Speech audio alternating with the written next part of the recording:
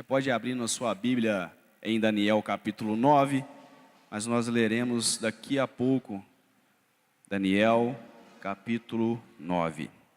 Hoje nós iremos falar sobre as 70 semanas de Daniel, as 70 semanas proféticas de Daniel.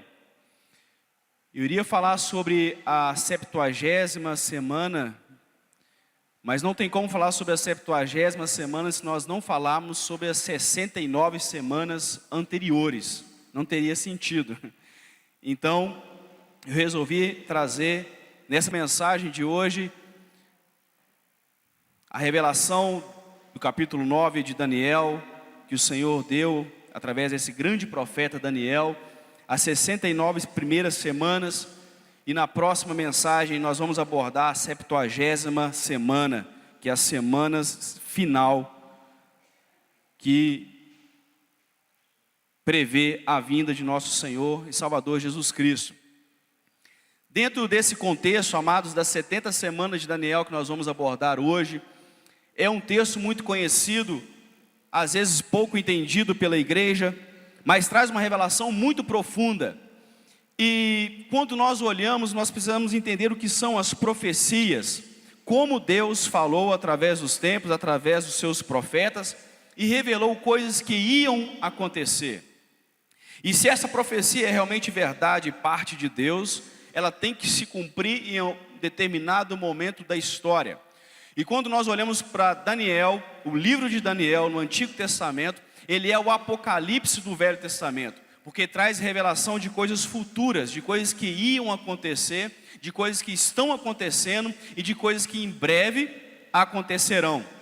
Então nós temos que olhar para esse termômetro que são as profecias. E a maioria dessas profecias, elas se cumprem no estado de Israel, no país de Israel, que é esse pequeno paizinho aqui, no contexto do Oriente Médio, em meio a todas essas nações, ditas nações árabes, faltando algumas nações aqui do Oriente Médio também. Um pequeno país que existe uma guerra milenar em que os árabes não aceitam, apesar de Israel corresponder a apenas 0,4% do território árabe. Isso é incrível, porque os árabes detêm 99,6% do território dito árabe. Israel apenas 0,4%. E eles não aceitam Israel naquele lugar e rejeitam a independência de Israel. Eu ia abordar justamente a mensagem sobre 70 anos de Israel, que termina agora dia 14 de maio de 2019, os 70 anos, da fundação de Israel, que foi 14 de maio de 1948.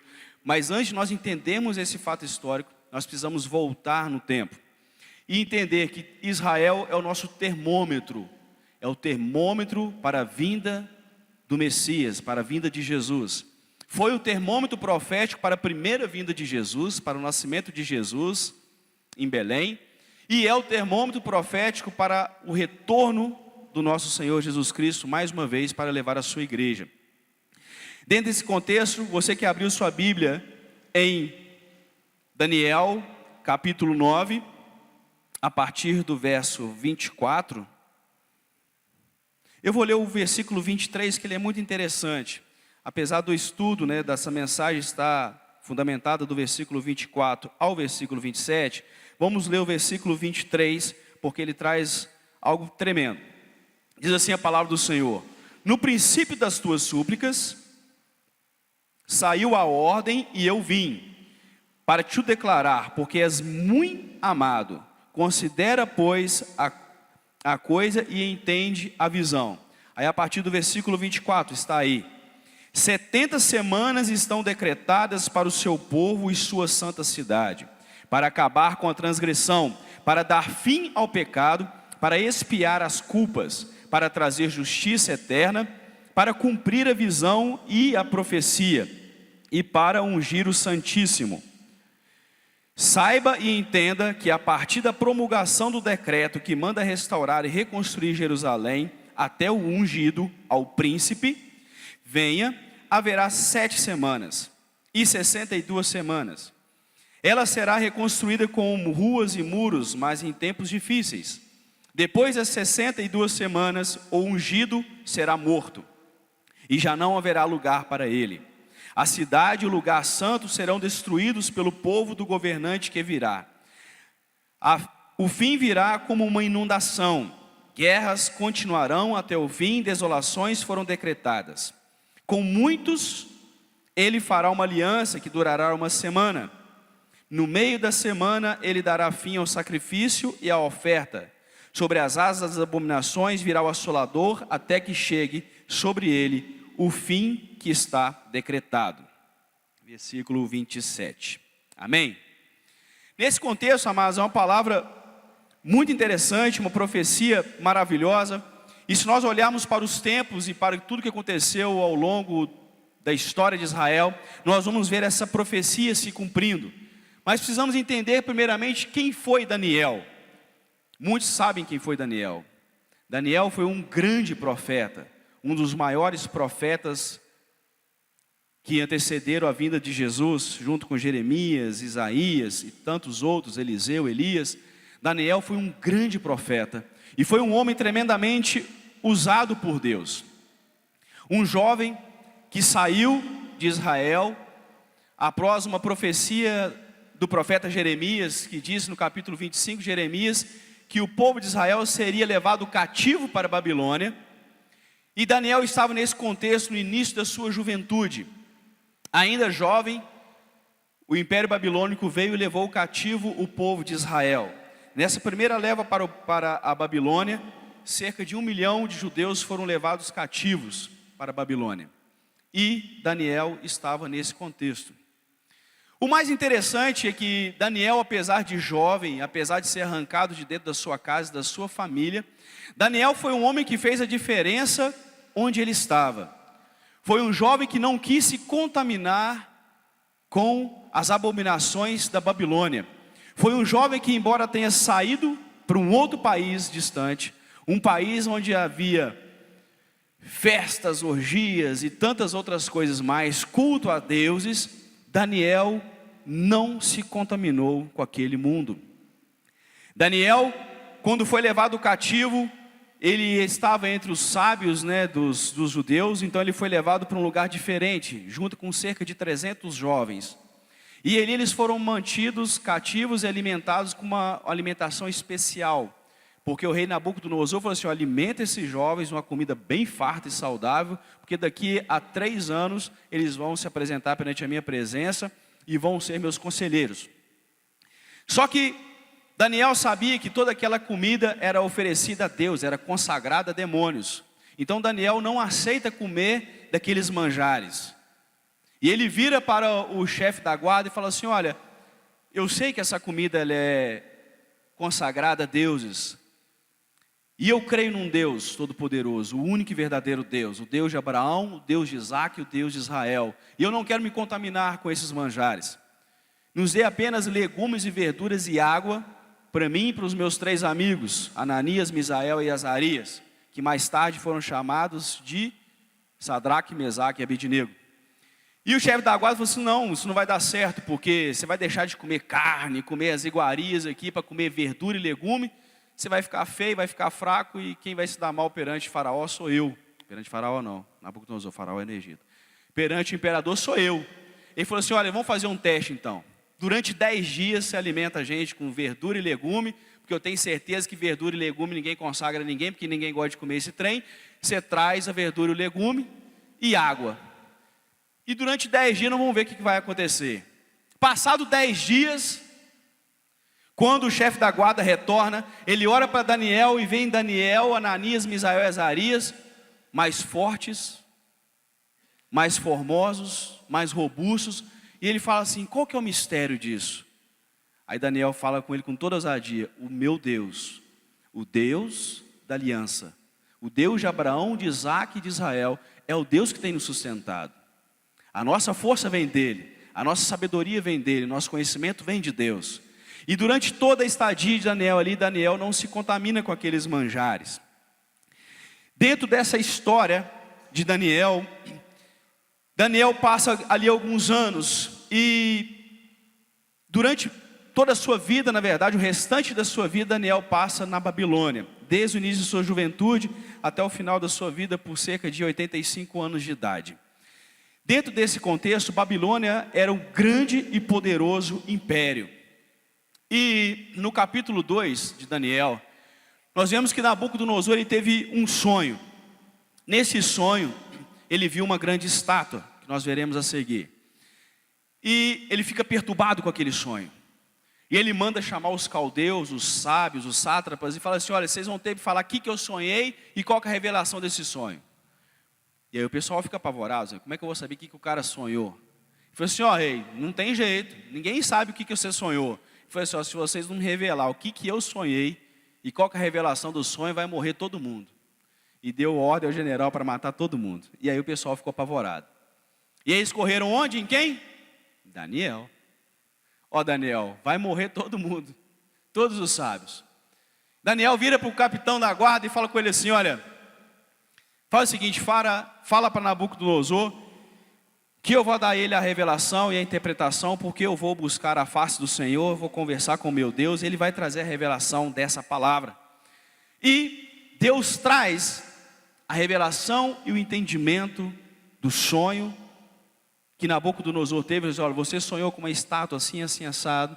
Aconteceu isso nesse sonho, papai, e revelou cada parte daquela estátua, daquele sonho para Nabucodonosor. E Nabucodonosor falou assim: ó, vejo que em ti há o Espírito do Deus vivo. Que coisa tremenda, amados. Enquanto todos os sábios, entendidos, estudiosos, astrólogos não conseguiam trazer nenhuma revelação, um homem trouxe a revelação da parte de Deus, simplesmente porque ele ousou não se contaminar com aquele mundo, porque ele ousou não se contaminar com as iguarias e com os manjares do rei, porque ele não quis fazer parte do pecado, embora estava em outra nação. Ele caminhou 800 quilômetros, sendo levado cativo de Jerusalém para a cidadezinha próxima à Babilônia, Nippur. Caminhou 800 quilômetros, meses, estava longe de casa, longe dos seus pais. Ele poderia muito bem mergulhar no pecado, mas ele resolveu se separar para Deus. E quando ele consagra a sua vida ao Senhor, Deus começa a honrar e usar a vida de Daniel. É por isso que no versículo 23, quando o próprio anjo Gabriel vem falar com ele, ele fala assim: ó, no princípio das suas orações já saiu a ordem de Deus, e eu vim para te declarar, porque és muito amado. Olha só, considera pois a coisa e entende a visão. E aí Gabriel começa a trazer a revelação das 70 semanas. Mas olha que versículo poderoso, quando um anjo para perante Daniel e fala assim: olha, desde o início da tua oração, desde que você começou a orar, Deus ouviu a sua oração, porque és muito amado. Que maravilha, se Deus puder dizer isso de mim e de você, que você é muito amado, que você é muito amada, e que Deus ele ouve a sua oração desde o início. Quando você começa a dobrar os seus joelhos, Deus já tem ouvido a sua oração, porque você é muito amado por Deus, porque você resolveu se separar desse mundo, porque você resolveu não se contaminar com as coisas desse mundo. E Daniel, dentro desse contexto, ainda jovem na Babilônia, ele lê as profecias de Jeremias, e no capítulo 25 de Jeremias, Jeremias fala que porque Judá e Israel estavam em pecado, o império babilônico viria, levaria Israel cativo, e durante 70 anos eles seriam escravos na Babilônia. No capítulo 29 de Jeremias, o profeta fala: ó, e ao final dos 70 anos, Deus irá trazer Israel de volta à sua terra. E Daniel, lendo aquele texto nesses dias, no capítulo 8 aqui, né, o início aqui do capítulo 9, porque do capítulo 8 para o capítulo 9 tem 13 anos de distância, ele entende que os dias de cativeiro estavam acabando. E aí ele começa a orar ao Senhor e pedir ao Senhor a revelação daquela palavra, daquela mensagem. Bem, e aí foi dado a Daniel pelo anjo Gabriel o entendimento dessas 70 semanas que estavam para começar acontecendo após a queda de Babilônia. E aqui nós vemos um quadro que traz essa visão que no início eu falei, para os irmãos que o rei Nabucodonosor teve. O rei Nabucodonosor estava dormindo e durante a noite ele teve um sonho que deixou ele muito perturbado. E quando ele acordou, ele chamou todos os sábios e falou assim: olha, o meu espírito está perturbado porque eu tive uma visão e eu quero saber o que significa. E nenhum teve essa revelação, a não ser naquele que habita o Espírito do Deus vivente. Só quem tem o Espírito Santo de Deus, amado, tem o poder de interpretações, de trazer revelação da palavra, de ter a palavra revelada. É por isso que as pessoas leem as Escrituras, a Bíblia, e não entendem. Porque só é revelado aquele que tem o Espírito Santo de Deus. Amém, igreja? Só aquele que tem o Espírito Santo de Deus. Mas em Daniel habitava o Espírito Santo de Deus. E Daniel é dada a ele a revelação, a interpretação daquele sonho. Ele fala assim: ó rei, o senhor viu uma grande estátua que tinha cabeça de ouro e tinha o tronco e os braços de prata, o ventre e as pernas de bronze, e depois o final das pernas de ferro e os pés uma mistura de ferro e de barro. Tinha uma grande pedra, e essa pedra ela foi cortada sem mãos, e ela veio rolando e bateu e esmiuçou e destruiu a estátua. E essa pedra ela foi crescendo, crescendo e tomou conta de todo mundo. E aí nessa hora Nabucodonosor já estava assustado, porque falou assim: foi tudo isso que eu vi. E aí Daniel fala assim: olha, não é porque eu sou melhor do que ninguém, mas porque a graça do meu Deus está sobre a minha vida, que Ele me deu a interpretação desse sonho.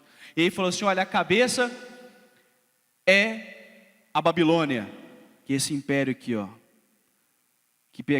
que dominou Israel. Israel está aqui, aquela pequena fatiazinha de terra aqui.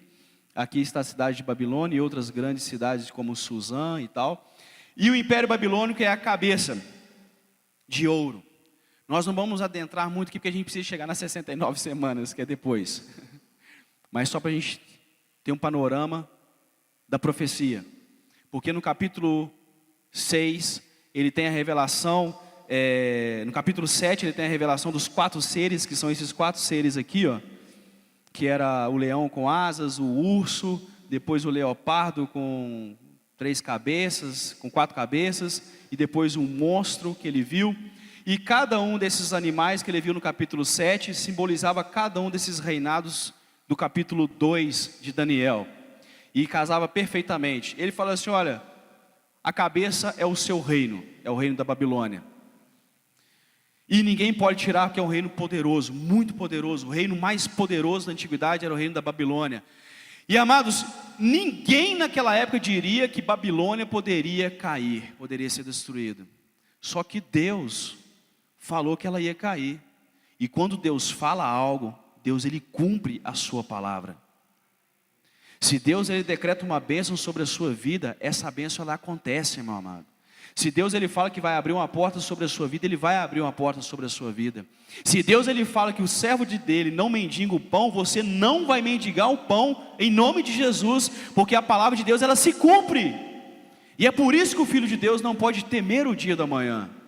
Eu não preciso me preocupar com o dia da manhã, ficar ansioso, porque eu sei que Deus tem cuidado da minha vida. E Ele tem cuidado da sua vida. E tudo que Ele falou, Ele cumpriu. Nessa história, mas eu quero que você entenda que Deus ele é soberano e Ele tem o controle da história da humanidade em suas mãos. E Ele falou: olha, você é a cabeça dessa estátua de ouro, e vai se levantar um império, cujo animal é semelhante a um urso, e esse império vai dominar o império babilônico. E ninguém acreditava nisso, só que isso aconteceu. E por que esse animal era semelhante a um urso? Porque o urso era o símbolo do Império Medo-Persa. E aí anos mais tarde, após esses 70 anos de cativeiro se cumprirem, o imperador Ciro, do Império Medo-Persa, veio e dominou a Babilônia. E aí se cumpriu a profecia de Daniel. Então o império que era representado por um grande urso, que era o Império Medo-Persa, que é esse Império Medo-Persa aqui, hoje pega parte do Iraque, parte do Irã, Afeganistão. O Império Medo-Persa vem e domina todo o Império Babilônio e parte do Império Egípcio, né, todo o Império Egípcio, e onde hoje é a Turquia, a Ásia Menor, Capadócia e por aí afora. Então o Império Medo-Persa vem e domina o Império Babilônico, que é o peito e os braços aqui dessa imagem. E ele fala assim, olha, e depois desse império vai vir um outro império, que é representado pelo ventre aqui dessa estátua e as pernas, que é o Império Grego. Esse império, ele não falou o nome do império, mas esse império virá. Esse império é representado por um leopardo de 4 cabeças, porque tinham 4 generais principais na Grécia. E esse império vai vir e vai dominar também todo o Império Medo-Persa e o Império Babilônico. E foi o que aconteceu. O Império Grego veio e dominou toda a região que pertencia ao Império Medo-Persa, o Império Babilônico e mais uma boa parte aqui do Oriente Médio. E mais tarde se cumpriu também a palavra quando veio o Império Romano e dominou toda essa região aqui do Império Romano, indo até toda boa parte da Europa, grande parte da Europa, até chegar na Inglaterra, Espanha, França, Alemanha, Itália, norte da África, e dominou toda essa região. E Daniel, ele expõe isso muito perfeitamente no capítulo 2, coisas que viriam. Um homem fora do seu tempo, 600 anos antes de Cristo, começou a prever a vinda do Messias, a vinda de Jesus. 600 anos antes. E no capítulo 9, cerca de 550 anos antes de Cristo, ele teve a visão das 60 semanas, das 70 semanas, que é a visão que nós lemos aqui nesse capítulo 9. Que interessante, amados. Quantos anos nós temos de Brasil, de história do Brasil? 520 anos, por aí. Ou seja, é como se voltasse na história, Daniel, antes do Brasil ser descoberto, e ele falar o que estaria acontecendo hoje aqui dentro da igreja. Se não for Deus, não é mais ninguém. E Deus mostra tudo para Daniel, e nós vamos ver ao longo da história que tudo aconteceu perfeitamente, no seu ano determinado, no seu tempo determinado, porque Deus, ele é soberano e controla todas as coisas. E uma coisa importante que nós temos que entender, quando ele fala das 70 semanas, é que para Deus, a Bíblia ela é atemporal, ela não tem tempo, só que alguns versículos da Bíblia mostram que um dia é um ano, porque não é um dia da rotação da terra, e sim da translação da terra. Então quando ele fala um dia aqui nas 70 semanas, cada dia representa um ano, que é o tempo que a terra tem de dar uma volta em torno do sol, representa um dia para Deus. 40, nós vemos isso em algumas passagens da Bíblia, como por exemplo Números 14, 34, quando ele fala, durante 40 anos vocês sofrerão a consequência dos seus pecados e experimentarão a minha rejeição. Cada ano corresponderá a cada um dos 40 dias em que vocês observaram a terra. Aqui falando que quando os espias entraram na terra prometida, né, quando estavam saindo lá do Egito, muito antes de Daniel, eles entraram na terra prometida e ficaram 40 dias espiando. E desses 12 príncipes, um de cada tribo, voltaram só Josué e Caleb, falaram assim, não, vamos entrar. Os outros 10, não, você está doido, os caras são grandes. Aí Josué e Caleb disse, que é isso, rapaz, mas nosso Deus é muito maior, é Ele que nos dá a vitória. Aí os dos 10 falaram assim, não, vocês ficou doido, vão ser massacrados.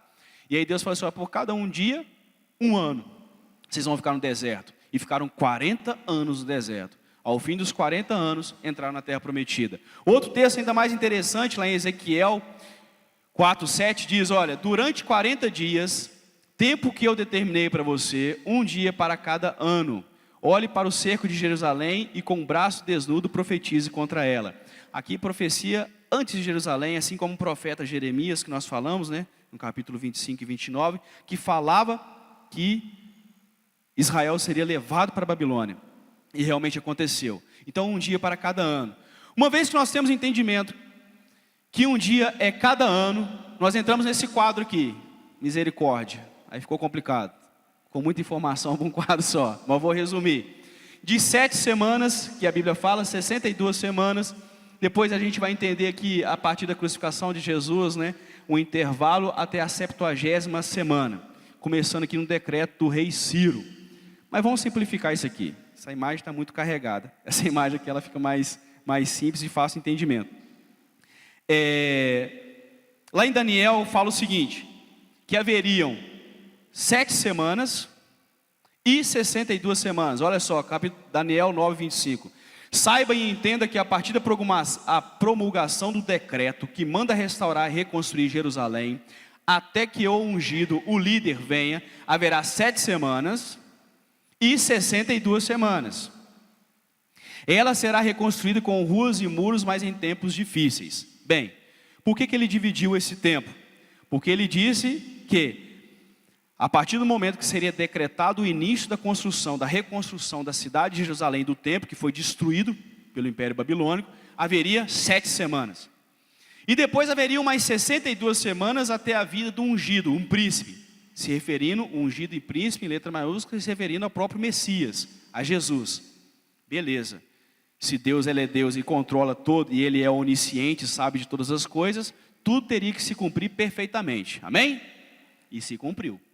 Então, em Esdras capítulo 1, versículo 1 e versículo 5, Esdras diz o seguinte, olha, no primeiro ano do reinado de Ciro, né, o rei da Pérsia, que tomou a Babilônia, a fim de que se cumprisse a palavra do Senhor falada por Jeremias, capítulo 25 e 29, o Senhor despertou o coração de Ciro, rei da Pérsia. Dispuseram-se a ir para Jerusalém e a construir o templo do Senhor.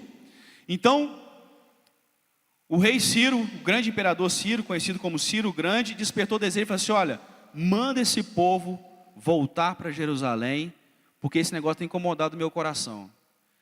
E Deus, ele é com esse pessoal aí. Então manda esse povo voltar, reconstruir a cidade e o templo. Isso partiu do coração de Ciro. Essa ordem, na verdade, ela veio um pouco mais tarde, através de Artaxerxes I, no ano 457 a.C., onde se iniciou a obra. E quando iniciou a obra da reconstrução da cidade de Jerusalém e do templo do Senhor em Jerusalém, no ano 457 a.C., praticamente a história que nós temos do Brasil, de 500 e poucos anos. Então, 457 anos antes de Cristo, foi dada a lei, o decreto por Artaxerxes I, neto de Ciro, e começou a obra da construção do templo e da construção da cidade. Eles começaram a reconstruir o muro. Nós conhecemos essa passagem lá em Neemias e Esdras. Neemias e Esdras foram 2 livros escritos justamente nessa época da reconstrução de Jerusalém e do templo. Então começou a reconstruir o muro. Nós conhecemos bem essa passagem, que os inimigos não queriam aceitar isso de forma alguma, e com uma mão eles construíram, com outra mão eles tinham a espada do lado, e construíram primeiro as muralhas de Jerusalém, e 2 anos depois começaram a reconstrução do templo, num total de 48 anos para reconstruir o templo. Portanto, a cidade e o templo foram construídos em quantos anos? 49 anos, 7 semanas. 7 dias por semana, 7 vezes 7, 49. 49 anos, cravados. Então, no ano 408 a.C., Esdras escreve, Esdras capítulo 6, versículo 15. O templo foi concluído no 3º dia do mês de Adar, no 6º ano do reinado do rei Dario, cumprindo a profecia dada a Daniel, de que em 49 anos, a partir do decreto, a cidade e o templo seriam construídos, e foram. Amém, irmãos? Deus, ele é soberano. Então, nas primeiras 7 semanas, cumpriu o que estava escrito em Daniel, capítulo 9, versículo 26.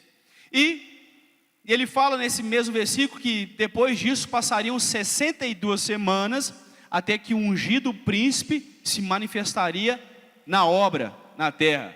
E isso aconteceu. Lucas 3, 23, Jesus tinha cerca de 30 anos de idade quando começou o seu ministério. Se referindo ao batismo de Jesus por João Batista, no ano 27 depois de Cristo. Pastor, vocês não sabem fazer conta, porque 27 depois de Cristo, como é que Jesus tinha 30 anos? Bem,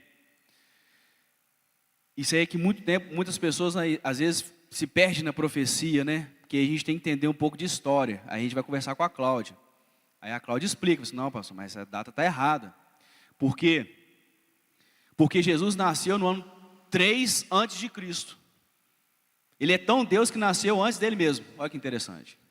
Mas não é porque o Papa, no ano 525 depois de Cristo, pediu a um monge chamado Dionísio para fazer a contagem para alinhar o calendário romano ao calendário cristão. E aí Dionísio entra, começa a ver a história lá e começa a organizar o calendário. Só que ele erra nos cálculos, que os historiadores recentemente não, né?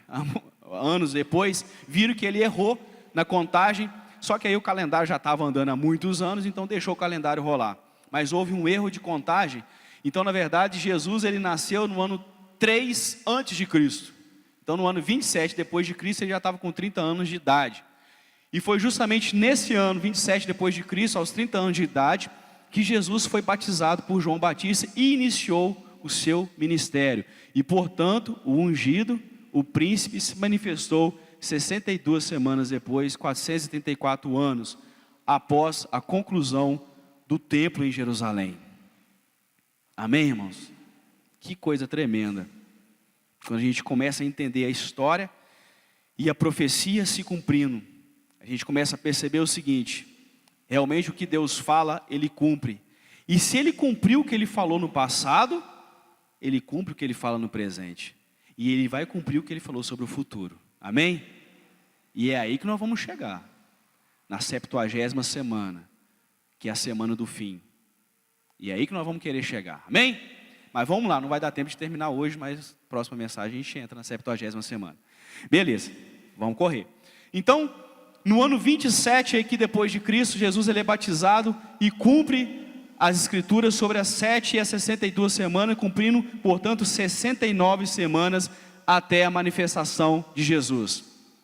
Profeticamente, amados, nós temos que entender que a profecia ela se cumpre em Israel, que é o grande termômetro das profecias.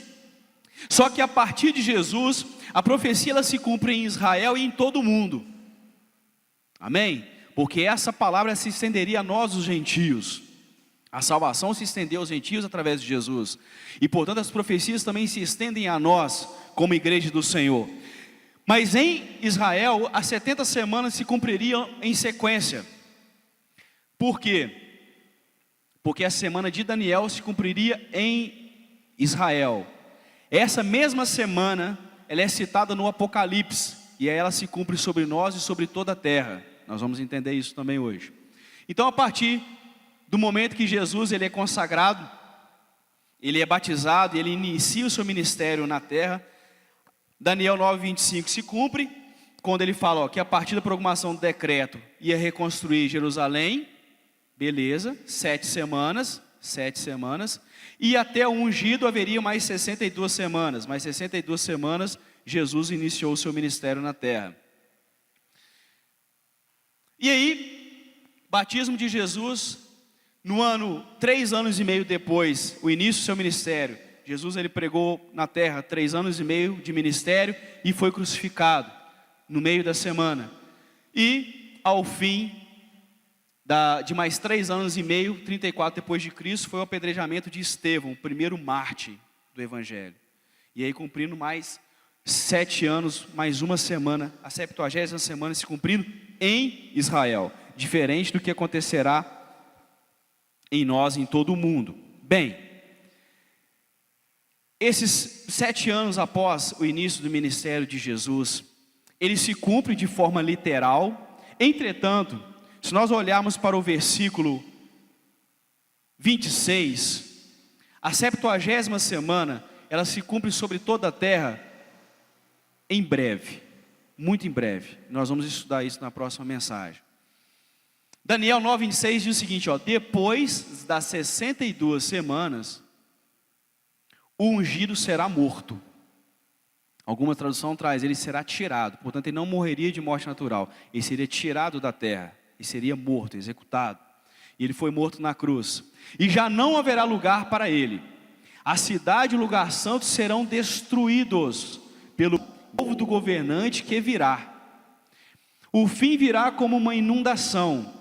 Guerras continuarão até o fim e desolações foram decretadas. Bem, isso aqui é interessante, porque fala que dentro dessa última semana, da 70ª semana, aconteceria muita coisa até que o fim viesse. Então não daria espaço de tempo para em 7 anos acontecer isso tudo, como realmente não aconteceu. Então entre a semana 69 e a semana de número 70, existe uma lacuna que a gente chama do período da graça, ou o período em que o evangelho chegaria aos gentios, a nós, em que seria pregado em todo o mundo para o cumprimento da última semana da 70ª semana, como realmente aconteceu. Daniel ainda fala, depois das 69 semanas, vai ter um espaço de tempo. Nesse espaço de tempo, o governante que vai reinar naquela região, que não seria judeu, pelo povo do governante que virá, haveria uma destruição do lugar santo. Isso realmente aconteceu.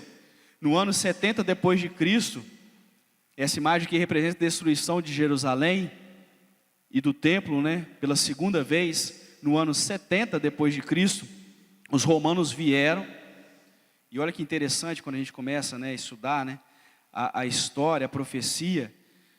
Durante 7 meses, olha o 7 de novo, É engraçado como aparece tantas vezes, 70 semanas, 7 meses de cerco. Jerusalém, os judeus declararam independência do governo romano no ano 66 depois de Cristo. Então, durante 4 anos eles ficaram meio que independentes de Roma. Roma não aceitava isso de forma alguma, então o Império Romano no ano 70 depois de Cristo, comandado pelo general Tito, que iria se tornar imperador, fez um cerco ao redor da cidade santa de Jerusalém, onde os judeus estavam, e do templo, e durante 7 meses fez esse cerco. Ao final dos 7 meses de cerco, eles invadiram Jerusalém, porque a população já estava fragilizada por tanto tempo, com escassez de comida, água e tal. E 70 mil soldados invadiram a cidade de Jerusalém e mataram cerca de 100 mil judeus, foram executados naquele dia. E aqui fala que viria um exército, a cidade e o lugar santo serão destruídos após essa semana, pelo povo do governante que virá. O fim virá como uma inundação. Guerras continuarão até o fim, desolações foram decretadas. E é tido como um mar de sangue e destruição pelo exército romano, porque mais de 100 mil pessoas foram executadas naquele dia. Então 100 mil pessoas dentro de uma cidade foram mortas. Imagina um mar de sangue criado dentro da cidade de Jerusalém nesse dia. Isso aconteceu no dia 30 de agosto de 70 depois de Cristo, após 7 meses de cerco contra a cidade de Jerusalém. Então, a profecia de Daniel mais uma vez se cumpriu, e sempre se cumprirá.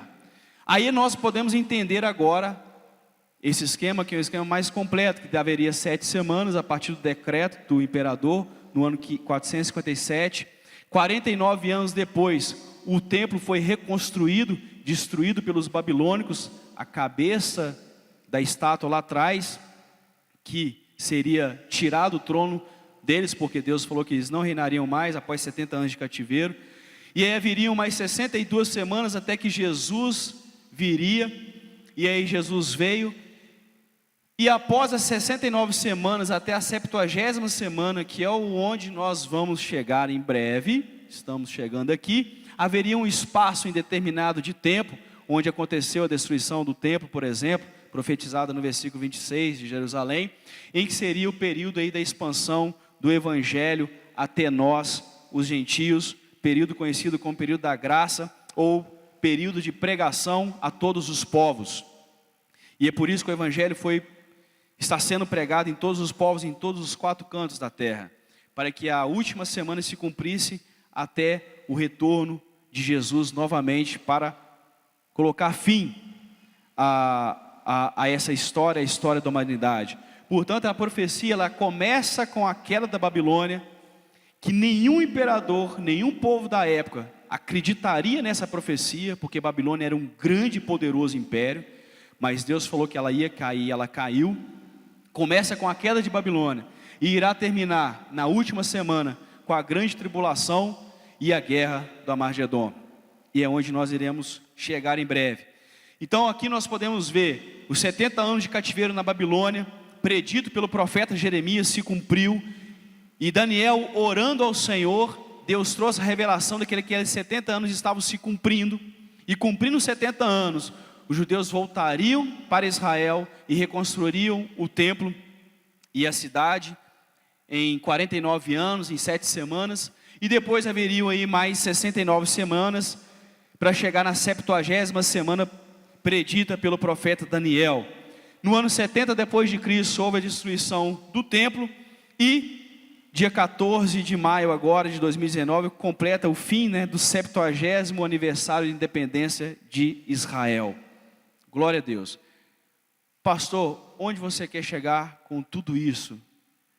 Que atitude, na verdade, eu devo tomar diante de todos esses fatos?